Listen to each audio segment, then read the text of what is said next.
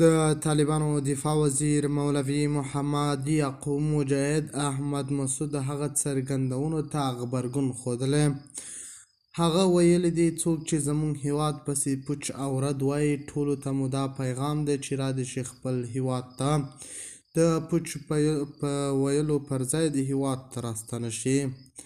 هغه ویلي دي چې د دې او بلې خواته ډلې ډلې ګرځېدل او زموږ هیواد پسې پوچ او رد ویل کومه ګټه نه لري. ټولو ته مو دا پیغام دی چې خپل هیواد ته دې راستانه شي.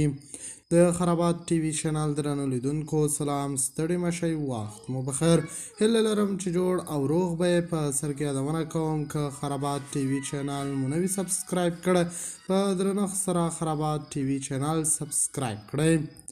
د طالبانو حکومت دفاع وزیر مولوي محمد یعقوب مجاهد وایي د دې حکومت مخالفان دي بهر کې له غونډو او څرګندونو لاس واخلي او نوموړي په ټکو افغانستان ته دې ورستانه شي.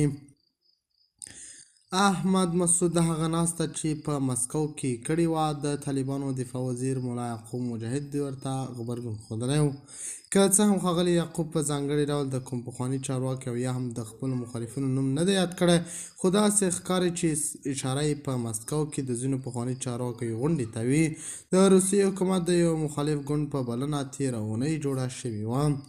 په دغه ناسته کې د ملي مقاومت په نامه د ټولوالي مشر احمد مسعود په افغانستان کې د نظام جوړښت لپاره د ټولپوښتنې غوښتنه کړې وه.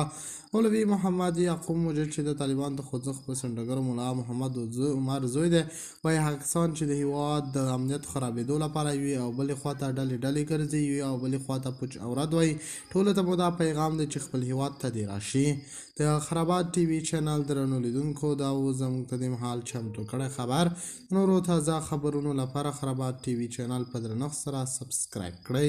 الله په امان، تر بیا ښې چارې.